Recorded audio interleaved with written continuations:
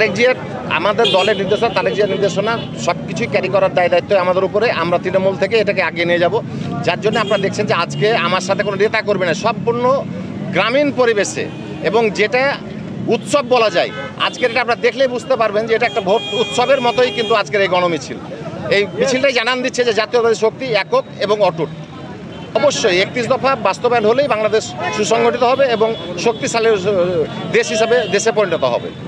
শুনেন, ইয়ার হচ্ছে একটা দলের প্রস্তাব, এটাতে প্রমাণ হয় যে তাদের ভিত্তি দুর্বল।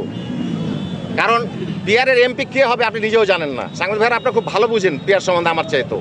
অতএব এই ব্যাপারে আমার কাছে ব্যাখ্যা না আছে, এটা তো আপনারা পাচ্ছেনই। অতএব আমার সংগঠন যা চাই ইন্ডিভিজুয়াল নির্বাচন হবে, আমরা সেটাতে বিশ্বাসী এবং আমার সংগঠনের নির্দেশ অনুযায়ী আমরা কাজ করব। এই অ্যাকচুয়ালি ইউনিয়নের নেতৃবৃন্দ এবং ওয়ার্ড পর্যায়ের নেতৃবৃন্দ এবং কৃষক শ্রমিক আজকে সবাই আমার সাথে।